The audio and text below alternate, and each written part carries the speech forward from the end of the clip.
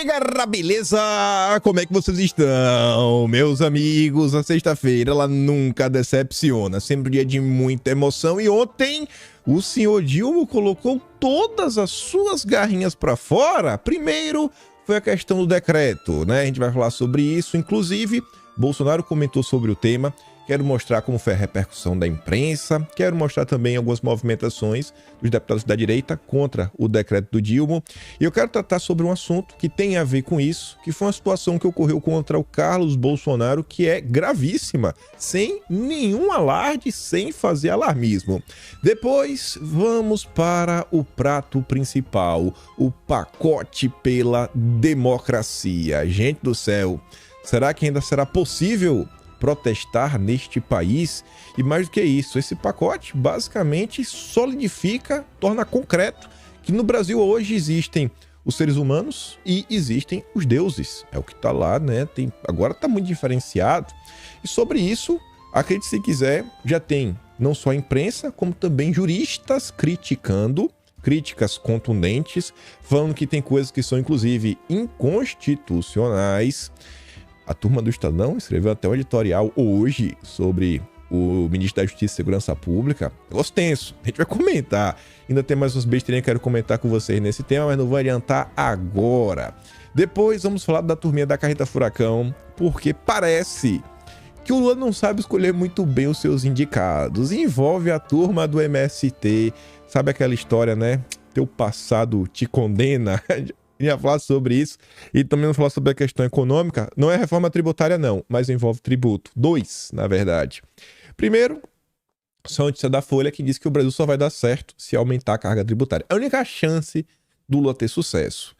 Além disso, o Luiz Marinho, ministro do Trabalho, concedeu entrevista e confirmou que basicamente vai voltar o imposto sindical. E além disso, parece que aquele oba-oba em relação à economia desapareceu de vez. Quem fala isso é a Raquel Landim, que teve contato com alguns empresários e trouxe informações interessantes.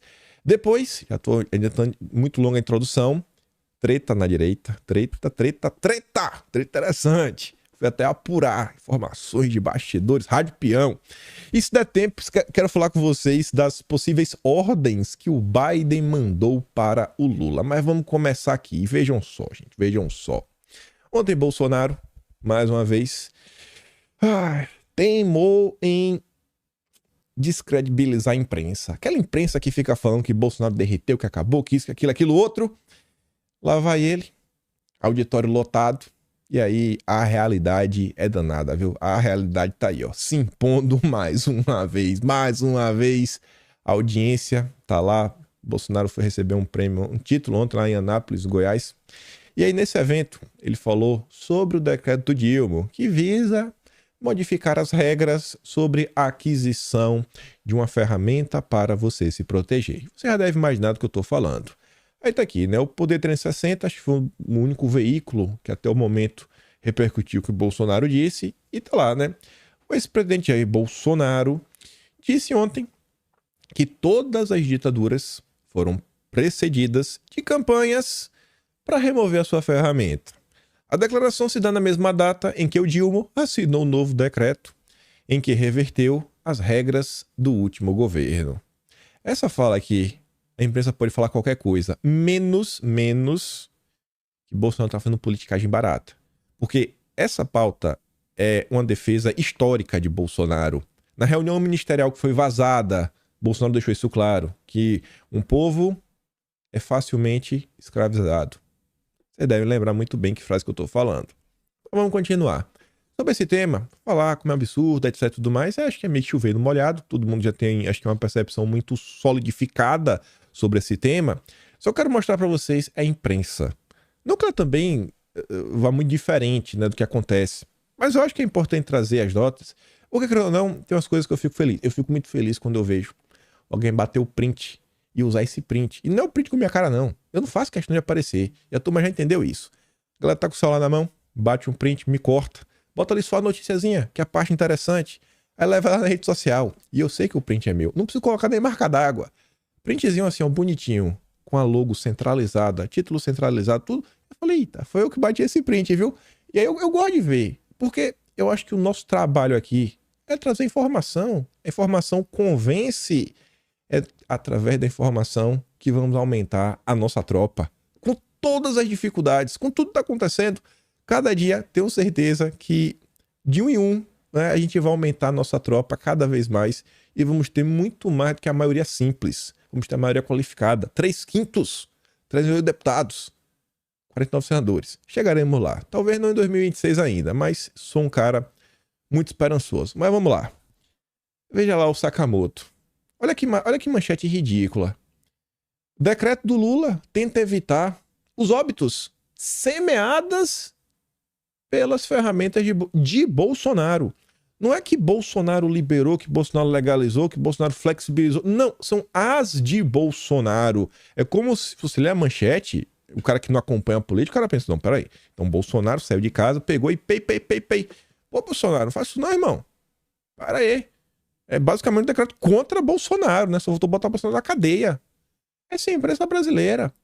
Aí quando você vai olhar para a imprensa e para o governo, né? Um noticiando o outro, Silvio Almeida visitará presídios de todo o país em caravana de direitos humanos. Pô, massa, né? Eu acho que podia priorizar uma caravana para ver as vítimas. Entender qual é a dor de perder um ente querido, órfãos aí de pai e mãe, como é que essas pessoas estão vivendo. Eu acho que isso é importante. Um programa focado nessas pessoas. Primeiro, prioridades. Essa é a prioridade do Dilma, você sabe qual é.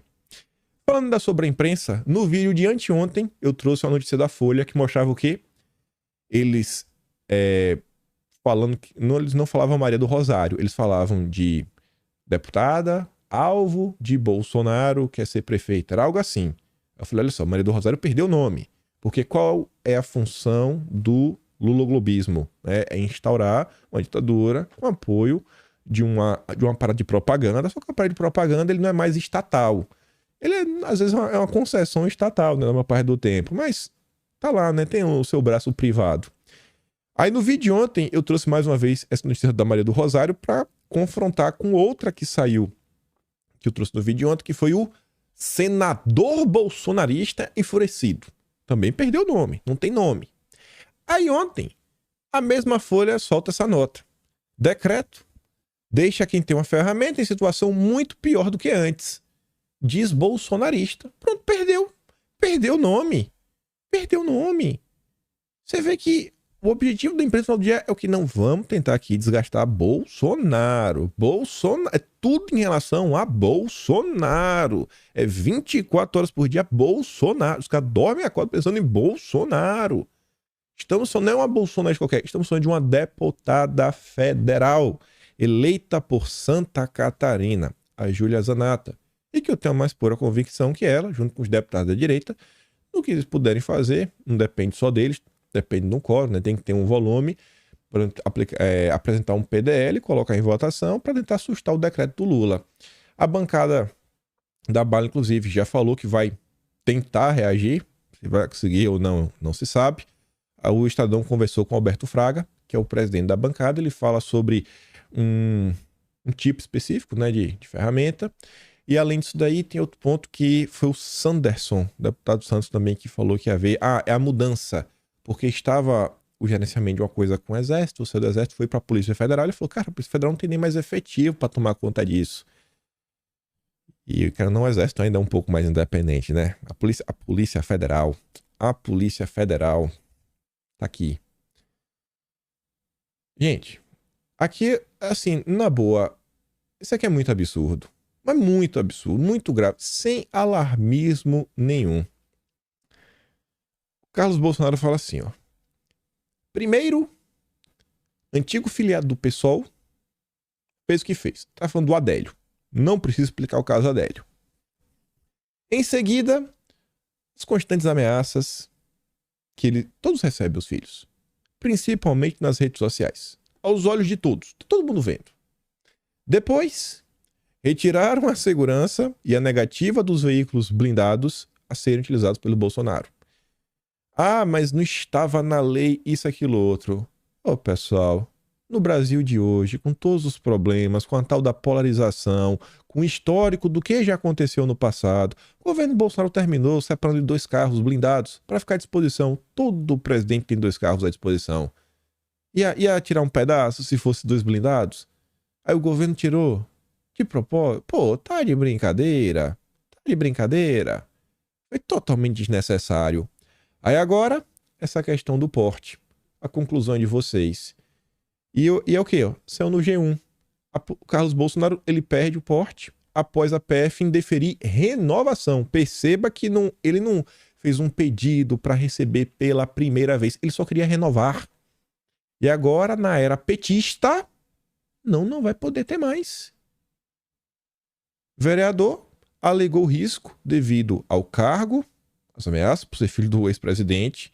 A Polícia Federal, no entanto, não viu comprovação do perigo.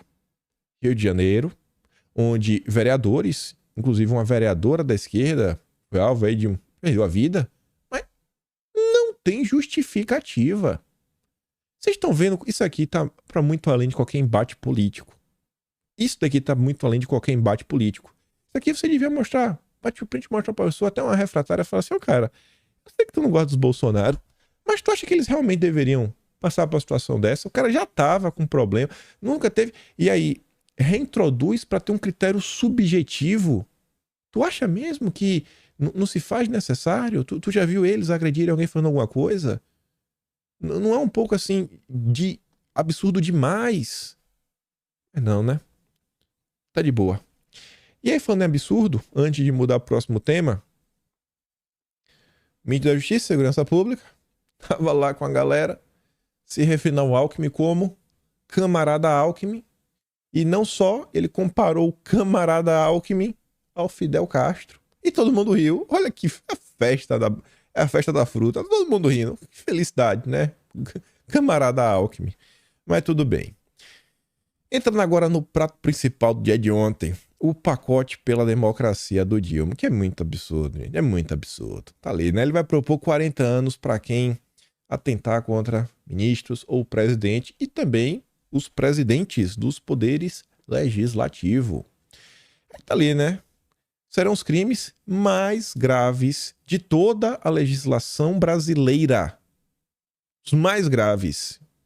Até então, os crimes com punição mais rigorosa eram no máximo 30 anos. Agora são 40. Todos os sídios que vocês conseguirem pensar, né? Sídios, sínios, as maiores barbaridades.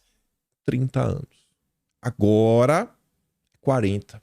E esse aqui é mais um ponto que principalmente a esquerda, e não é nem por aquela questão que a esquerda dizia, né, que prender não resolve nada. A esquerda adora falar isso, né? Não, prender não resolve nada. Mas não é por causa disso. É porque a esquerda fala tanto, né, de desigualdade social. E, gente, você tá falando o seguinte, ó. Se você faz isso contra fulano, é 30 anos. Mas se você faz contra Beltrano, aí é 40. Porque a vida desse é maior do que a vida desse.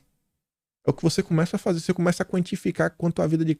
Você fala assim, ó, a sua vida não vale tanto quanto a vida dele. Essa é a mensagem que você está passando. Isso é muito absurdo. Isso é muito preocupante. Mas beleza.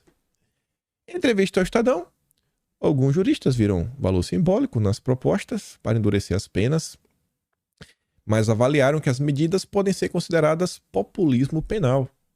Ele tá fazendo politicagem, isso tá claro, né? O Lula, meu Lula, né? O criminalista Davi Tangerino, que não é apenas professor da UERJ, mas também ele é ex-assessor dos ministros da Suprema Corte. Não é qualquer jurista. Este cara avalia que as mudanças têm apenas valor simbólico. Esse tipo de legislação é puramente simbólica, ou seja, serve apenas para dar uma resposta placebo, dar a falsa sensação que a vida vai estar mais protegida. Alguém estaria disposto a encarar 30 anos, mas a desistir porque é 40? Não parece fazer sentido. Você vê, é puramente político, propaganda, é gritaria para fomentar esse sentimento de tem que punir Bolsonaro. O criminalista Eduardo Carvalho, mestre em Direito Penal pela Universidade Federal do Paraná, também vê restrições neste tipo de endurecimento penal. Novamente, o populismo penal comprovadamente ineficiente dar as caras. Aumentos de pena são constantes, tanto quanto constantes são suas ineficiências práticas para resolver problemas. E aí, nesse pacote também, tem pena de 6 a 12 anos para quem organizar ou liderar movimentos antidemocráticos. E aí vocês devem saber, né, que movimento antidemocrático é qualquer movimento de bolsonaristas, qualquer movimento de direita, qualquer movimento contra o Lula, qualquer movimento contra o que não pode. O que não pode, é antidemocrático, vamos falar assim. E se aprovado, vai aumentar a pena de 8 a 20 anos para quem financiar o movimento antidemocrático. Se você participa, tá ruim. E se você financia, tá pior ainda. Aí eu achei engraçado que no mesmo santo dia, que você vê que essa questão de manifestações, né, começa a ficar complicada. Olha a nota. Movimentação de radicais sob 7 de setembro causa apreensão nas forças. Já estão falando do 7 de setembro. E você acha que isso é aleatório? Eu acho, achismo, que o 7 de setembro, do jeito que as coisas estão indo, eu não duvido de Bolsonaro ir para algum lugar. Falar, eu vou aparecer em tal lugar ali para, sei lá, ver o desfile. Aí a turma vai. Aí acaba virando festa, né? Os verdadeiros patriotas, o pessoal de verde e amarelo, que só quem vai no 7 de setembro, normalmente a turma da direita, a turma da esquerda odeia, né? Então, eles não querem que Bolsonaro demonstre nenhum tipo de força, nem nada. Eu acho que eles não querem nenhum tipo de manifestação de direita para mostrar, olha, a direita tá aí, firme e forte, até porque ano que vem tem eleição. E o luloglobismo, ele não pode ter isso, não pode ter oposição. Não pode, mas de jeito nenhum. Vocês não acham uma baita coincidência? Ainda mais a Globo trazer essa informação para vocês em primeira mão? Que as forças, né? As forças, o braço amigo do Lula, né? Tá muito preocupado. Vamos continuar. Quando o Fausto Macedo, que é uma coluna básica, assim, que a maior parte do tempo, né, ela não é focada só nisso, mas grande parte do tempo é uma coluna que está sempre conversando com juristas e se debruçando sobre temas jurídicos dentro do Estadão. A coluna do Fausto Macedo foi conversar com juristas sobre o pacote da democracia do Lula. E tá ali, punitivista e até inconstitucional. O que dizem juristas sobre o pacote da democracia de Lula? Constitucionalistas e criminalistas consideram que a proposta de até 40 anos para quem atentar contra, né, tem mais problema que eficácia. Aí fala assim, né, os especialistas classificaram o pacote como exacerbado, desproporcional, descabido e até inconstitucional. Avaliam que é até legítimo, mas esperam que o legislativo encontre o equilíbrio no texto. Vai saber que legislativo, né, que vai encontrar isso. Aí ela, bastante, fala o seguinte, que o criminalista Sérgio Rosenthal, ele considera, né, que da forma como proposto é temerário e desproporcional. O advogado destaca que trata-se de um delito cuja definição se presta a muitas e diferentes interpretações. Sabe assim, rapaz, o que é antidemocrático? Sabe, é meio perigoso isso, na mão do PT. Ixi, rapaz, pesado, viu? Bem pesado.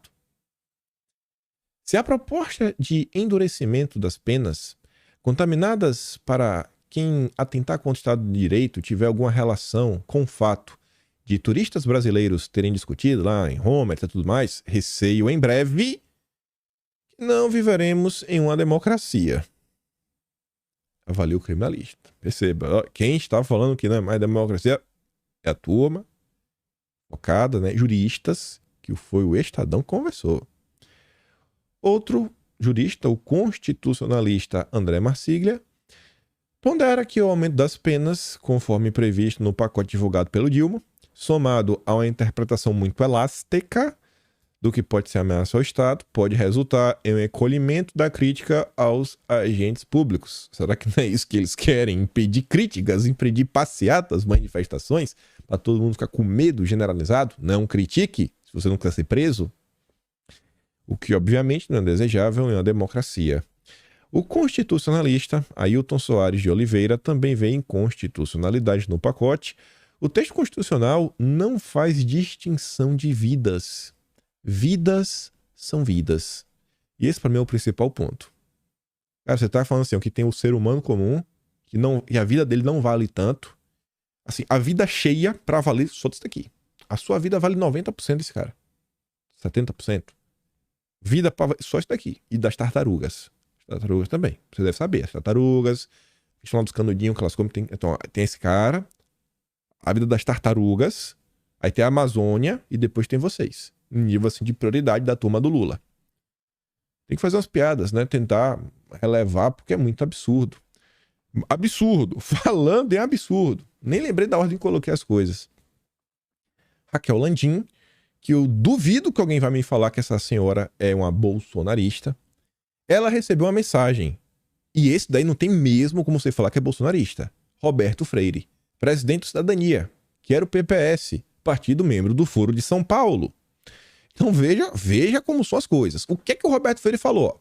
Roberto Freire, presidente do Cidadania, me manda mensagem durante o WW sobre o pacote de segurança de Lula. Ora, ela não teve nem coragem de chamar de pacote da democracia. Abre aspas. Convém parar com essa estulta escalada de que, acima de tudo, está a segurança do Estado e de suas autoridades. Isto não tem nada a ver com democracia. E continua. Inadmissível essa sanha punitiva em defesa do Estado e suas autoridades. Próprio das ditaduras. Prossegue Freire. Nem a turma do Foro de São Paulo conseguiu engolir o pacote da ditadura do Lula. É o pacote da ditadura. Quem diz é o Roberto Freire. Amigo do Luciano Huck, viu? Amigo do Luciano Huck. Esse daí tá preocupado com as tartaruguinhas. Aí, voltando para as bolhas da esquerda, olha lá. Encerrando minha passagem pela ONU e já caminho da Alemanha. Olha, os eurodeputados, é lá conversar com o Partido Verde, né, os aliados do PT, onde pretendo avançar em mais uma etapa do meu projeto de lei que visa criminalizar a prática do bolsonarismo em todo o território brasileiro. Tem muita gente falando o seguinte, esse cara tá falando isso daí só pra fisgar a atenção da direita, chamar atenção, desviar o foco, etc, tudo mais. Gente, na boa, eu não vejo assim, não. Não é que eu acho que o projeto de lei dele vai emplacar, etc, tudo mais. Mas tá mais do que claro para mim que existe um movimento coordenado com amplo apoio da imprensa, sendo liderado na política pelos picanheiros, na imprensa pelo braço de comunicação dos picanheiros, aquele grupo que vocês conhecem, né, o mais famoso de todos, aquele lixo, juntos, para você realmente tornar metade do país em criminosos. Tá mais do que claro. Então, isso daqui é mais um movimento nessa direção para continuar colocando lenha na fogueira e manter a militância deles, assim, espumando pela boca de raiva. Depois ele continua falando que ele vai lá na Alemanha, etc., para traçar um paralelo com o que a galera lá do mal fazia e que são definidos pelo bolsonarismo. Ele quer para ter um respaldo, né, dos alemães, etc. Se não for os alemães que falaram isso, para ter um peso maior nesse tipo de afirmação. Ele diz que está otimista quanto à possibilidade. Isso daí eu não acho que avançaria, mas tudo bem. Creiam que assim como a Alemanha, extirparemos... Bolsonaro foi no dia. Até o termo que está sendo utilizado. Isso não é à toa. Isso não é só para tirar do foco, etc. Essa turma está tentando gerar esse clima de animosidade, esse clima de ódio no país. Eles estão realmente querendo que o tecido social se rompa e o pior aconteça. Eles estão querendo ver confusão. Eles estão querendo ver. Aí voltando lá pro cidadão, né? No mesmo discurso que ele fala que o Alckmin é o Fidel Castro, né? O camarada Alckmin é o Fidel Castro, ele cita a Bíblia para falar que Lula, ele compara Lula a Moisés, para falar que é o nosso general no alto da colina. Ele fez lá uma explicação que quando Moisés estava com os braços levantados, eles ganhavam a batalha, etc. Tudo mais. Foi pronto, é o Lula. E quando tem que ficar com os braços levantados, que eles vão segurar os braços do Lula, eu falei, pronto. Mas beleza, né? Será que a imprensa vai fazer qualquer tipo de crítica? Porque está misturando religião e política. Porque se fosse Bolsonaro, meu Deus do céu, né? Mas tudo bem. Aí vamos lá. Vamos lá. Esse daqui que foi o tom já deu uma subida aqui considerável, viu, do Estadão. O Estadão daqui a pouco vai fechar as portas. Porque a terceira via não vai emplacar. A terceira via não vai emplacar. O PT veio para ficar. Vai dar uma rasteira com força no Estadão. Vai fechar as portas. Continua criticando assim para ver. Principalmente se incomodar. O Estadão soltou um editorial hoje, falando o óbvio. E eu acho que dessa vez, pessoal... Rapaz, eu tô até na dúvida, viu? Eu acho que dessa vez o Estadão não criticou o Bolsonaro. Tenho quase certeza. Porque todo o editorial eles dão um jeito de passar um pano pra Bolsonaro. Né? Assim, passar um pano pra criticando o Bolsonaro e depois ele faz crítica. Ele critica o Bolsonaro pra depois criticar o Lula. Dessa vez eu não lembro ele citar o nome do Bolsonaro. Eu acho, né? Tô na dúvida, mas tudo bem. Fala assim, a imprudência do ministro da Justiça. Tá pintando aqui, ó. Você, senhor Flávio Dino, você está passando do ponto. Demais. Essa preeminência institucional do ministro da Justiça significa uma especial responsabilidade dentro da administração pública federal e nas relações entre os poderes, e sendo assim, sempre essa dimensão de responsabilidade tem ainda mais relevo nas circunstâncias atuais, com a forte polarização política e ideológica e a disseminada incompreensão sobre o papel do judiciário. Né? Porque a turma tá sem entender o que o judiciário no Brasil está fazendo. Tá muito complicado, né? Então, não ajuda muito o que o Flávio Dino está... Tem que ajudar a explicar um pouquinho. O dever do Executivo Federal de trabalhar pela distensão e pacificação nacional envolve ativa e diretamente o Ministério da Justiça. E está acontecendo o oposto. Não tem pacificação, tem o contrário. Tem se visto, no entanto, a situação oposta. Em vez de contribuir para a compreensão mais serena e técnica de temas envolvidos no judiciário como um todo, o Flávio Dino tem contribuído para acentuar tensões políticas. Sua atuação recente tem alimentado a equivocada impressão do judiciário como uma grande arena político-partidária, na qual o importante seria apoiar os partidários, não raro a revelia da lei. A revelia da... Meu Deus. Uma coisa é defender a Suprema Corte, dos diferentes ataques que sofreu, que culminaram no dia 8. Outra bem diferente é tomar partido imediatamente a respeito de toda medida decretada por eles, servindo-se, para tanto, de interpretações expansivas e, às vezes, manifestações equivocadas. Para piorar essa situação partidarista, em tom de torcida, é feita nas redes sociais seus necessários matizes, sem as respectivas fundamentações. O ministro, Flávio Dino, utilizou sua conta no Twitter para dizer que a diligência de busca e apreensão da casa da família, né, se justifica pelos indícios de crimes já perpetrados e que tais indícios são adensados pela multiplicidade de versões ofertadas pelos investigados e completou.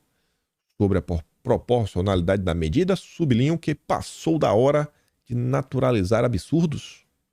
A rigor, as palavras dele em nada justificam a medida, até porque o inquérito está em sigilo.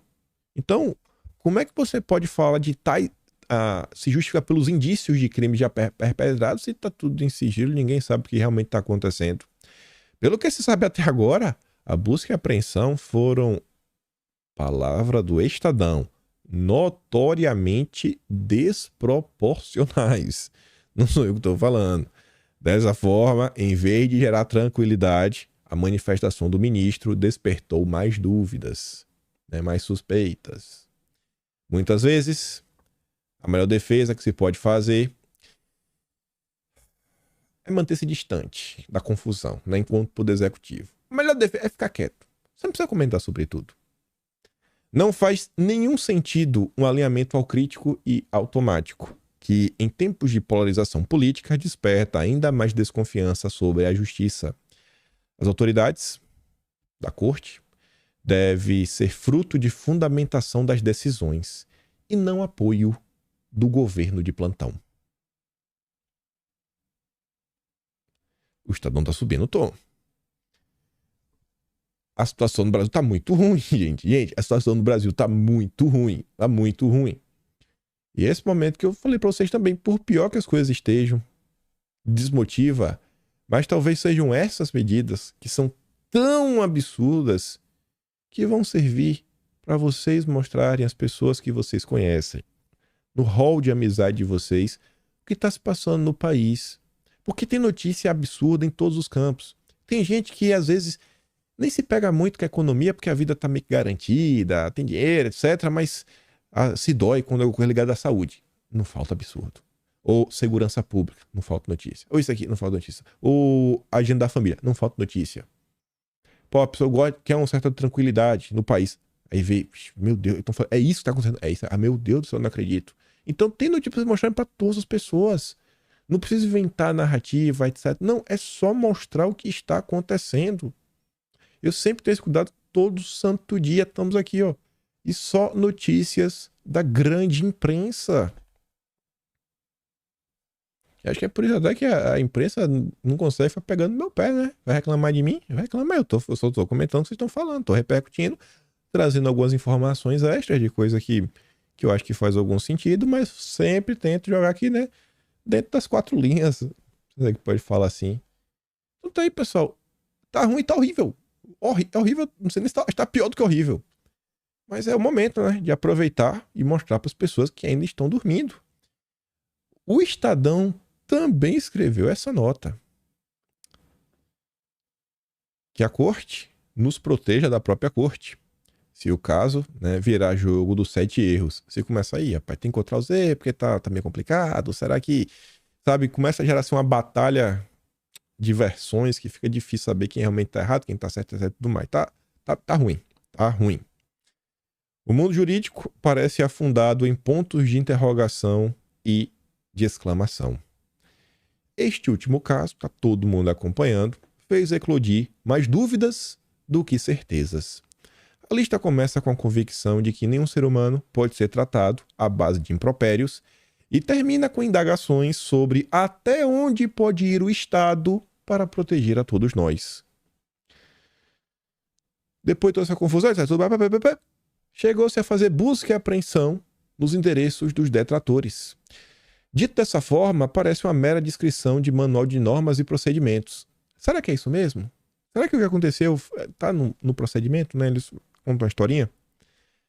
O procurador da República, Vladimir Aras, já chefiou a área de cooperação internacional da PGR. Ele veio a público para tecer considerações sobre o caso e juntou-se à turma que evita o aplauso fácil. Disse que o caso nem seria para investigação criminal no Brasil, nem processo para a Suprema Corte cuidar. O Vladimir Aras, ele é membro do Ministério Público, já cuidou da área dentro da PGR, citou leis, jurisprudências e acordos de cooperação com a Itália para explicar por que vê o episódio dessa maneira. Ao blog do Fausto, constitucionalistas também levaram sinões à conduta do caso. Os juristas ainda certamente debaterão como encaixar o caso no mundo das leis. Já no mundo dos leigos, das pessoas comuns, resta a impressão de que tudo parece tão certo que dá para desconfiar. Dá para ter algumas dúvidas.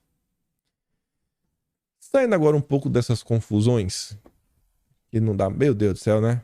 Chega, eu fico nervoso. Isso aqui é só para uma atualização no vídeo ontem, para saber, será que eu estava certo no que eu falei? Eu gosto de estar certo, confesso.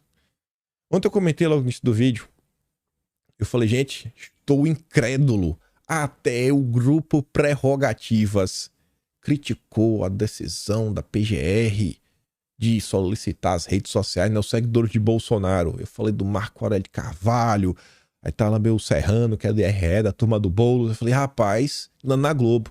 E eu falei, gente, além das críticas, sempre que sai uma nota dessa da imprensa, você tem que entender o que tem por trás. As notícias, muitas vezes, elas não funcionam apenas para informar a população. Normalmente elas não funcionam. Normalmente elas querem criar um tipo de narrativa, só que muita notícia tenta interferir em movimentações políticas. A gente está no meio dessa confusão, de tudo que está acontecendo no Brasil, só que por fora, nesse período de recesso, está lá o Lula tentando reestruturar os ministérios, isso é uma coisa que está acontecendo, está lá o PT brigando entre si, está lá a esquerda vendo eleição em 2024, a gente vai começar, espécie de tempo comentar eleição, acho que a gente vai falar de eleição. E nesse meio tempo também, está tendo o quê? A escolha do próximo PGR. É um cargo muito importante. E querendo ou não, o Aras, ele tá na concorrência, com chances de continuar, de ser reconduzido. E eu falei pra vocês, eu falei, ó, gente, essa nota aqui, acredito que é pertinente, beleza, bacana. Mas não acho que o grupo Prerrogativas vai entrar em campo para defender o direito dos bolsonaristas à toa. E eu falei, ó, isso daqui envolve exatamente a questão do Aras. Falei isso ontem. E não é que eu tô defendendo o Aras, não. Eu tô tentando falar pra vocês o que tá por trás da notícia. A notícia era essa, ó. Para juristas, pedido da PGR sobre seguidores de Bolsonaro é inconstitucional. Falei pra vocês. O dia ontem foi passando e saíram notícias repercutindo notas públicas de entidades que saíram em defesa do Augusto Aras. Uma delas foi do Estadão, ó. Procuradores gerais rechaçam ataques ao Augusto Aras. Em nota conjunta, representantes dos Ministérios Público Militar, do Trabalho, do Distrito Federal, territórios destacam o esforço empreendido em prol da democracia. Então tem esses embates que estão rolando. E a imprensa é arena, é como a turma joga, é muita notinha plantada, isso não é aleatório. Eu leio essas porcarias todo santo dia. Já tô começando a ficar... Você começa a saber quando é o jornalista escrevendo por ele, quando alguém pediu, às vezes tem alguma coisa que é muito diferente, chama muito a atenção. Por exemplo, cara, é o grupo Prerrogativas. Vocês querem esculhambar? Esculhamba, mas tenta disfarçar. Tem que disfarçar. Disfarça, né? Bota disfarcezinho. Tipo, sei lá, outro exemplo, bem clássico. Lá na época do Moro, que teve lá que o Moro... Vixe, não lembro se foi o caso do Kataguiri, se foi o caso do Mamãe Falei. Foi o caso que o Moro tinha que se pronunciar. Pô, aí ele solta uma nota na mesma hora, no mesmo minuto, na conta da Bela Megali, que é a peixe dele no Globo, e do Cláudio Dantas. Pô, bicho. E o pior, a nota na íntegra sai primeiro na imprensa pra depois... As notas falavam, não, o Moro divulgou no Instagram. Pô, mas o post do Instagram do Moro foi depois que as notas foram publicadas. Então, assim, bicho, disfarcem. Quer fazer esse jogo, mas disfarça, pô. Porque tem muita gente que tá vendo. Fica assim, né? Tentando disfarçado. Na boa, a imprensa brasileira tá demais. Mas vamos continuar. Vamos continuar que ainda tem muita coisa. Falei pra vocês que o Dilma tem que escolher melhor, né? Seus aliados. Hugo Marques... Talvez o único jornalista da Veja que realmente vale a pena ler tudo que ele escreve. Porque esse cara é bom mesmo. Sempre traz alguma notícia muito interessante. Como essa, ó. As acusações contra o líder do MST que coordena a reforma agrária em Goiás. Olha o subtítulo. Agressões, ameaças e até sequestro. O histórico do petista José Valdir Misnerovics, conhecido como Valdir do MST.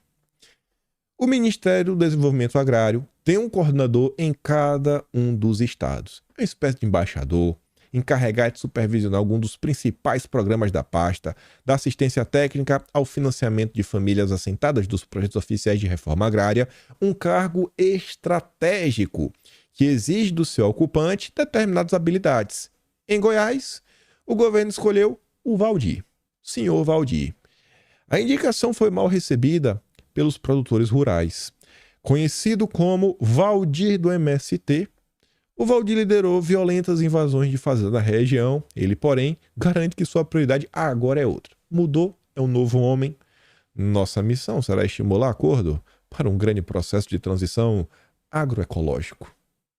É a pauta verde, né? O MST agora é SG. Em 2016, o Valdir ficou preso durante 5 meses. Foi acusado de agredir e torturar funcionário de uma fazenda na cidade de Santa Helena, de Goiás.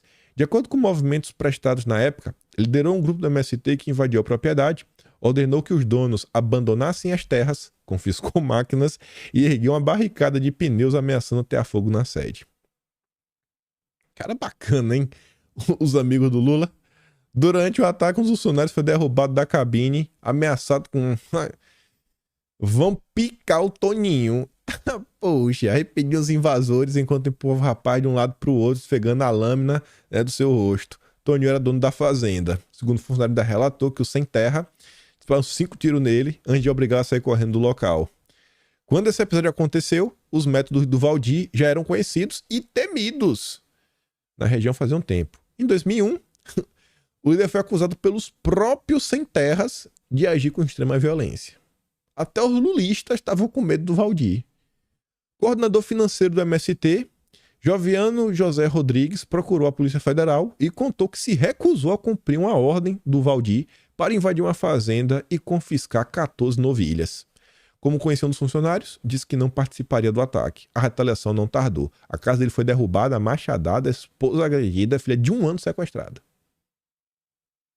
1 ano, viu? Essa é a esquerda. Nua e crua. Não, nem vou continuar isso aqui, ó. Depois da invasão, ele foi indiciado, né, pelos crimes lá, ameaça, usurpação, constrangimento legal, sequestro, cárcere privado, organização criminosa. Gente boa. Em 2018, foi condenado a 6 anos. Por organização, Esbulho recorreu, conseguiu a anulação do primeiro e aguarda uma decisão sobre o segundo. A Veja, ele rebateu as acusações e afirmou que foi usado como instrumento contra o MST. Nessa época, já estava sendo construída uma estratégia da direita para criar um ambiente para poder, né, criminalizar a luta social. Fui uma das vítimas. Tá bom. Aí, foi na Biblioteca Nacional, com o sobrenome desse, Minerovics. Rapaz, não deve ter muita gente, né? É meio fácil de encontrar. Pois bem, botei lá, nos idos de 2002, 18 de abril de 2002, Correio Brasiliense, tá ali em verdinho, dia de protesto pela terra em todo o país. Só essa frase, ó. Estamos com um pé dentro e outro fora, mas se não houver acordo, vamos invadir, avisou o coordenador estadual do MST em Goiás, o Valdir. Apesar do susto, o deputado estadual contou que a polícia está na porteira da fazenda e disse que a situação é tranquila. Você vê, né? É o drama. Quando o Valdir aparece nos jornais, é só notícia trágica. Aí, após isso daí ser revelado, o presidente da CPI do MST, o nosso Zuco, está sendo perseguido pelo Marcos Pereira, falou, ele vai cobrar a demissão do coordenador MDA.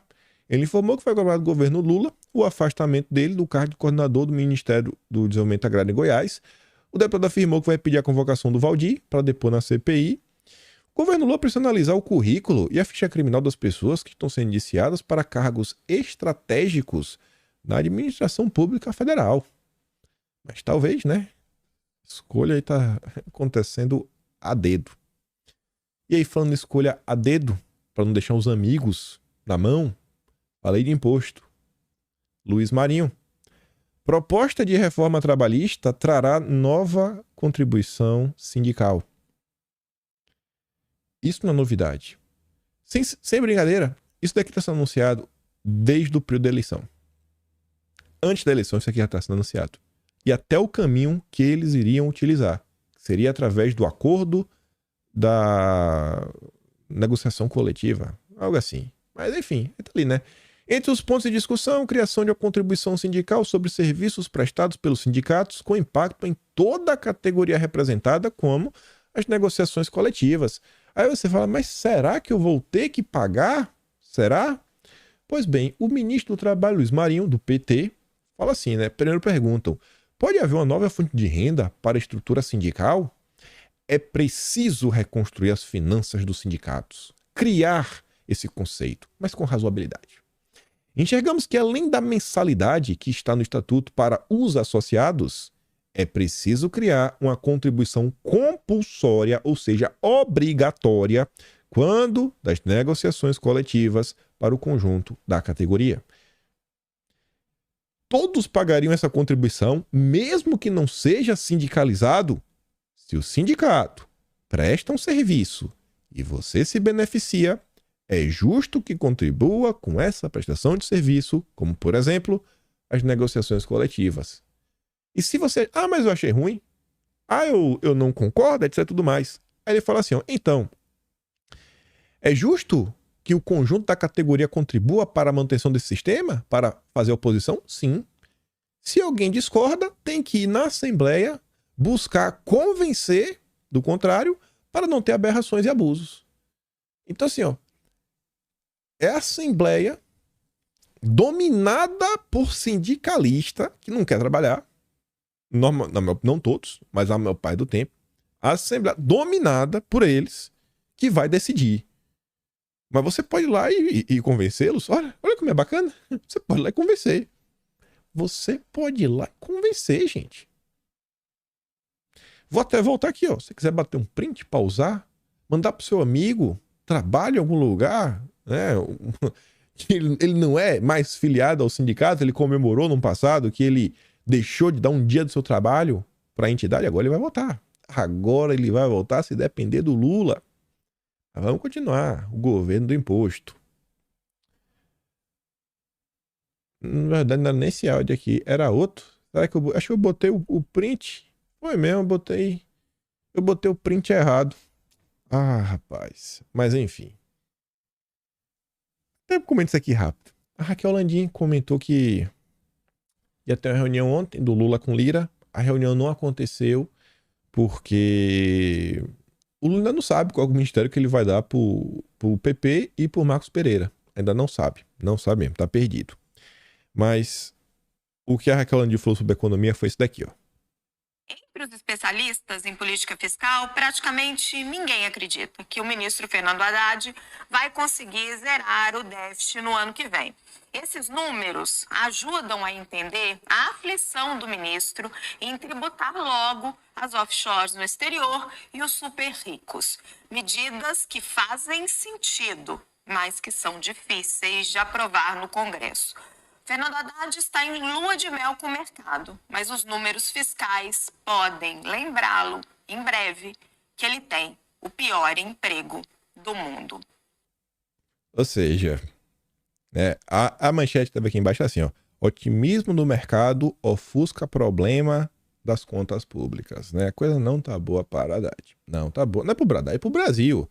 Só que a turma tá de oba-oba. Haddad aí, né? A Febraban tá no céu, os rentistas, né, os neoliberais, a turma que o PT gosta e governa, tá todo mundo feliz da vida.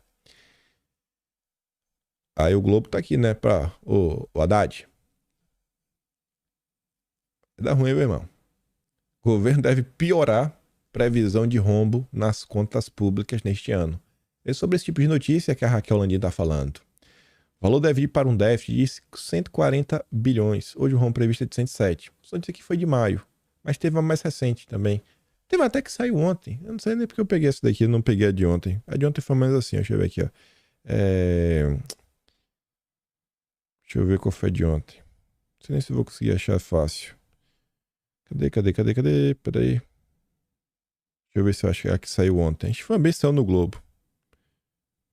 Cadê? Deixa eu ver. Peraí. Essa daqui, ó. Foi de ontem. Saiu no Globo. Governo piora a previsão de rombo nas contas públicas neste ano e indica novo bloqueio de 1,5 bilhão.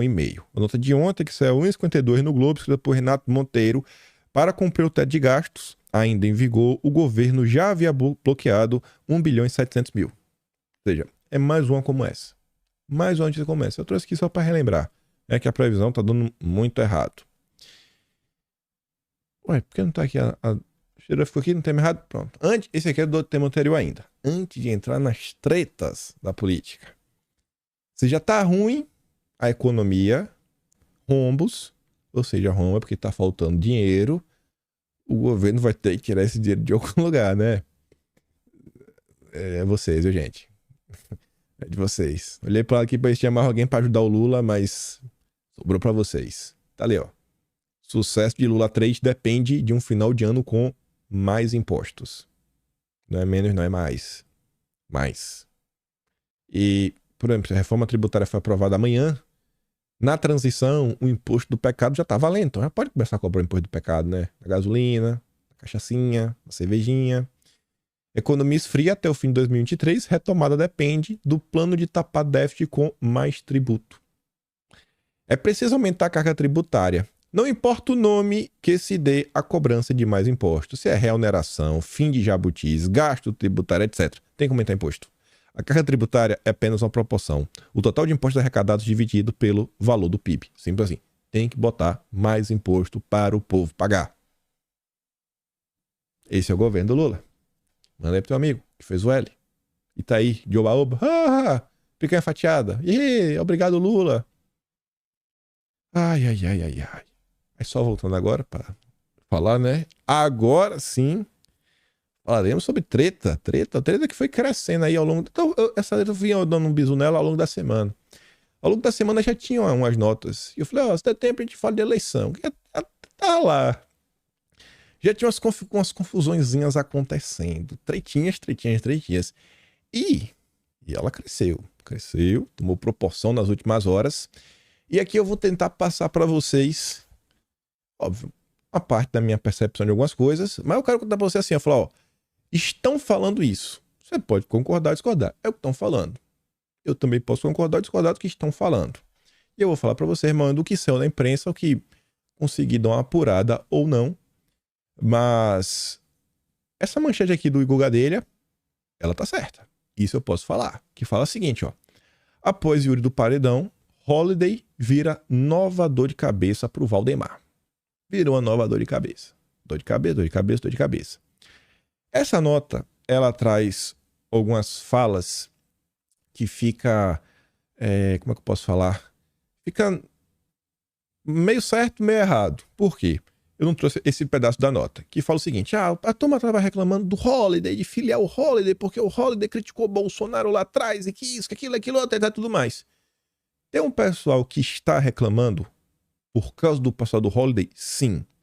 Tem um pessoal que está reclamando por causa disso. Só que tem um pessoal que não está. Isso eu não estou falando das redes sociais. Eu não estou falando de nós, os plebeus. Estamos falando da turma da política. Só que mesmo essa turma que não está reclamando do passado do Holliday, ela também está reclamando. E aí, então assim, essa turma que não está reclamando do passado, que, beleza, ele pode ter mudado, vem pro partido, é um cara mais à direita, mesmo essa turma também está indignada com algumas coisinhas. E eu fui tentar entender que treta é essa, né? O Igor dele fala assim, que após deixar MBL, Holliday recuou, disse arrependido das críticas. O vereador ainda passou a divulgar que estava se filiando ao PL apadrinhado por Bolsonaro. Aqui já tem um primeiro ponto da treta. Auxiliares do ex-presidente, porém, refutam e dizem que a filiação foi articulada por Valdemar. Eles pressionam Bolsonaro a não ir para a filiação de Holliday marcada para terça-feira. Esse final, sim, é verdade. Existem algumas pessoas que estão falando que Bolsonaro não vá. Vou contar o que eu ouvi, quais seriam as justificativas. Porque o pessoal teria ficado chateado com essa questão do apadrinhado. Que pensa o seguinte. Teremos eleições ano que vem, em 2024. Eu estou dando a percepção do pessoal que está chateado. Aí você tira a sua conclusão. O que politicamente está por trás da chateação. Vamos ter eleição ano que vem. Lá atrás, o Salles, ele colocou a sua candidatura. A candidatura do Salles não vingou. Teve até aquela confusão com Valdemar, etc, tudo mais. Vamos ver, etc, tudo mais. De quando Bolsonaro foi do PL até hoje, vocês viram Bolsonaro ir em um evento assim, personificado, eu estou no evento daquele cara, filiar aquele cara? Eu acho que isso vocês não viram. Vocês viram, por exemplo, Bolsonaro ir no evento que tava os deputados de direita. Pô, tá lá o Eduardo, a Bia, o Mário Frias, tá a turma lá. Felipe Barros, tá a turma, tá todo mundo. Ele foi ao evento tá indo a comitiva os bolsonaristas. Ele não foi no evento do fulano. Então, a turma fala assim, Bolsonaro é canhão de votos, o cara tem 60 milhões de votos, e o Valdemar tá pegando e falando, não, é o Holliday. Então, assim, cara, o que é que você tá fazendo com o prestígio de Bolsonaro?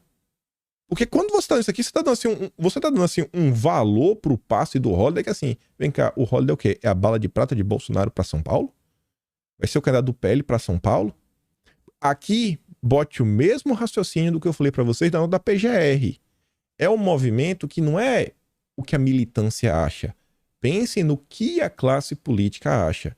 Pensem no que os partidos que querem fazer algum tipo de composição para a eleição de 2024 tá pensando, Bolsonaro, ele nunca... É a primeira vez que Bolsonaro está indo para um evento de um único cara. Rapaz, esse cara é importante. Não é questão de ciúme um besta, não. Vocês estão conseguindo entender quais são as motivações das críticas do pessoal? Tá muito além de qualquer criticazinha. É porque isso. Tem a crítica? Tem. Eu acho também que o Holiday ele deveria entregar um pouquinho mais. Até pra ele ter uma coisa assim. Tá todo mundo lá, é um evento que tá uma mega comitiva, etc. O Holiday mais um? Beleza, bacana. Vai lá, e Bolsonaro vai lá, abona a ficha do cara, etc. Tudo mais. Mas, diante do histórico que ele tem esse outro problema. E aí essa articulação, ela realmente foi articulada não só pelo Valdemar, mas na apuração, que eu fui atrás, também do Duda Lima, que é o marqueteiro do partido, que está, inclusive, aí tocando a parte lá do PL Jovem, né? Que é aquela arena tipo do Serginho Groisman, que eu acho que está meio defasada para o momento atual da política, né? A estética não está das melhores, mas tudo bem, pelo menos falando alguma coisa. E aí tá gerando esses burburinhos, né? Essas tretas. Isso foi como começou. Aí veja. Aí isso aí meio que foi publicado ontem. Eu tô começando a ter uns dias. E aí o calor vai subindo. A agenda imposta por Valdemar irrita bolsonaristas. Trata Bolsonaro como peça de museu. E aqui que entra outro ponto. Imagina, gente, os outros políticos olham a situação e falam, pô, olha só, Bolsonaro levou para o PL, cara, assim, só levou com ele uns 40, que já era deputado, né? A maior parte foi reeleito. Levou 40. Em nenhum momento teve um negócio assim, né? Desse tamanho para um. Teve pro grupo.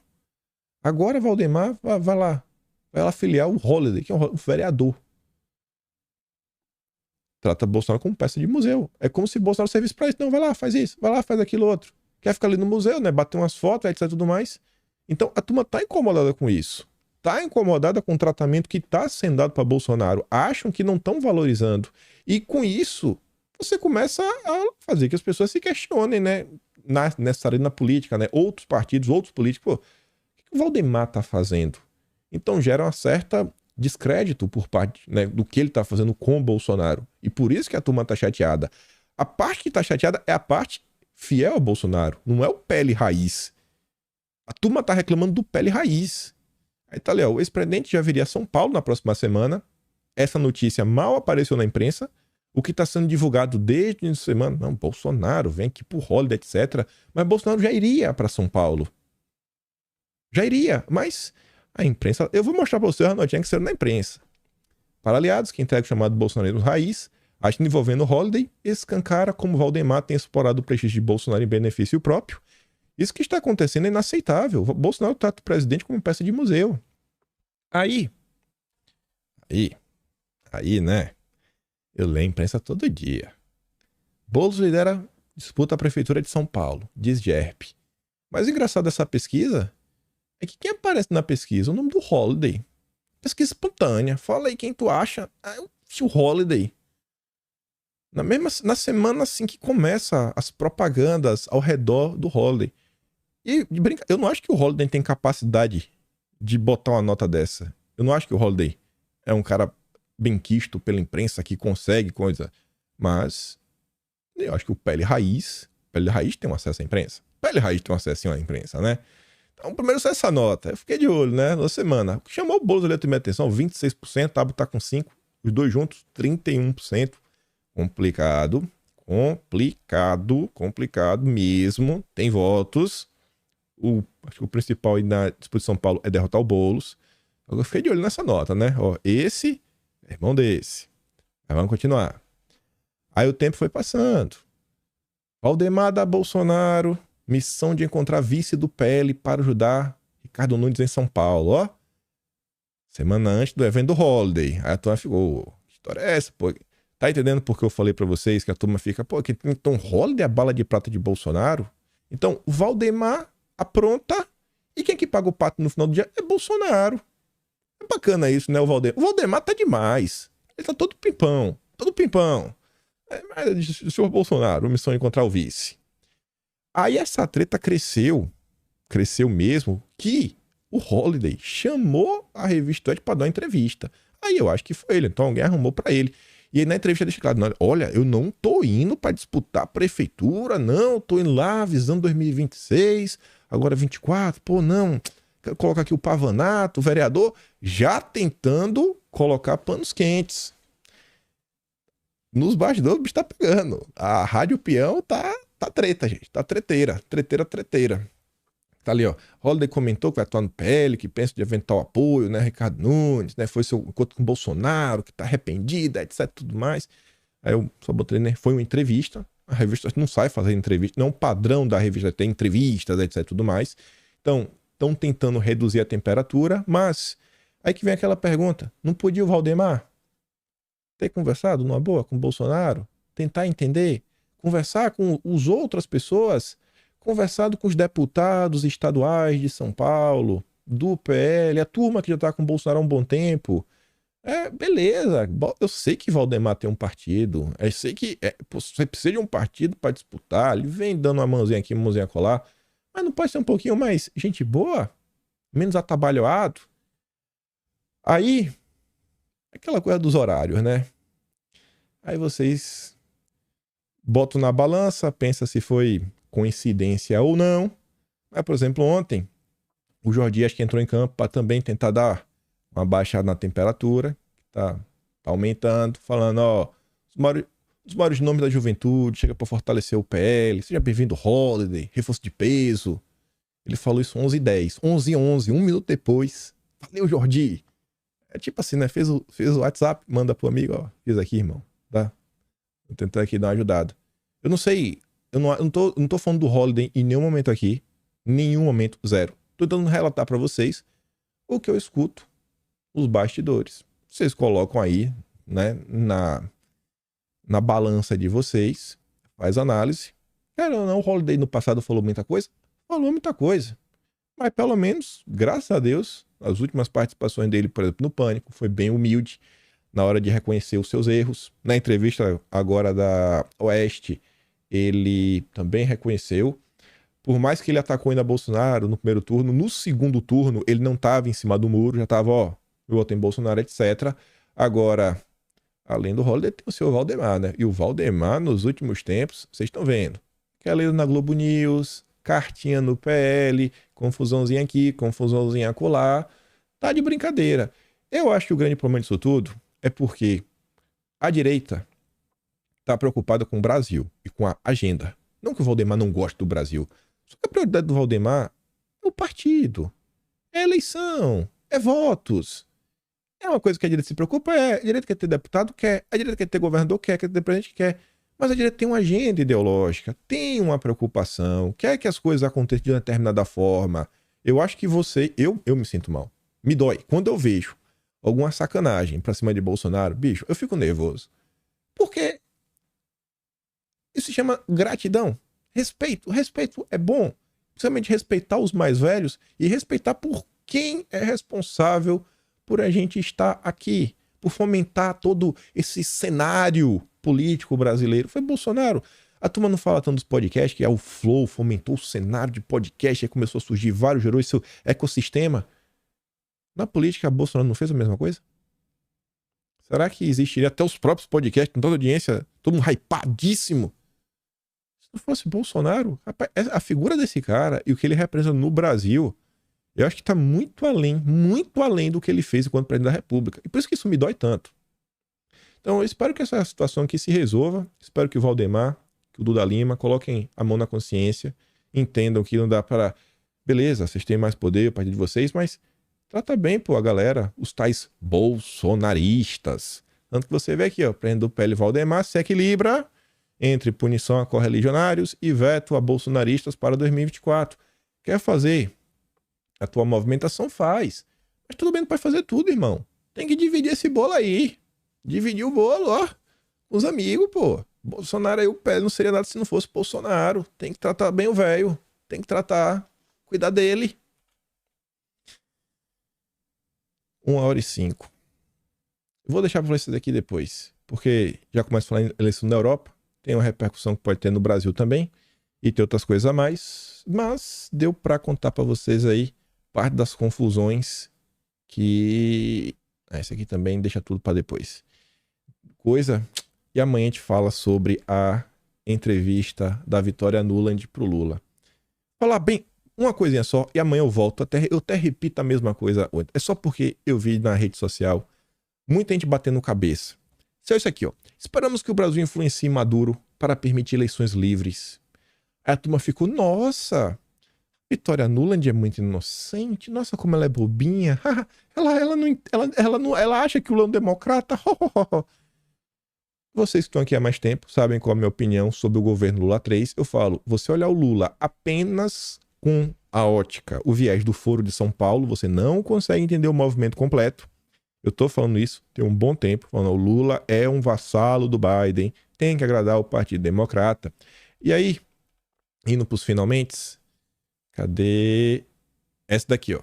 Recentemente, o Financial Times publicou que o governo americano teria enviado recado a militares que não vai aceitar a contestação do resultado no Brasil, etc. Tudo mais. Ela falou assim, ó, acho que foram muito claros durante toda a eleição aqui, eleição livre, justa, etc. Tudo mais. Amanhã eu volto nisso com calma. Para a Vitória Nuland, o que aconteceu no Brasil foi justo. Justo. Vocês acham que foi justo? Então, quando ela diz que ela espera do Lula que ele ajude para ter justiça na Venezuela, ela só que tem justiça na Venezuela. Do mesmo jeito que foi justo aqui. O que tá por trás? E eu tô falando isso daí, ó. E tá escrito no ata. Tá publicado, tem vídeo registrado falando, ó. Os Estados Unidos precisam que o Lula dê ares de justiça nas questões venezuelanas para poder remover as sanções. Os Estados Unidos precisam voltar a fazer negócio com a Venezuela. Comprar petróleo, comprar umas besteirinhas, fazer uma coisa, fazer outra, ir atrás de matéria-prima. Principalmente agora que aumentou a tensão lá com o leste europeu, a questão lá do conflito, né? Então, não é aleatório isso. Mas a turma que tá... O Foro de São Paulo continua sendo importante, mas não dá para esquecer esse prisma. Ela falou também mais algumas coisas, mas isso daí a gente comenta amanhã com mais calma. Fico por aqui, vou mandar o vídeo lá da Raquel Landim no Telegram, link tá na descrição. Se é o meu trabalho, principalmente no canal, tem um botão de valeu, tem um P na descrição. Tem um Atlas brasileiro, kimpaim.com, sem BR. E compartilhe esse vídeo e volta amanhã e vamos observar as tretas do PL desenrolar disso nos próximos dias. Qualquer novidade, conto pra vocês. Eu torço por Bolsonaro. É o meu lado e pela direita. Aquele grande beijo, abraço, tamo juntos. Valeu, meus amigos. Fui!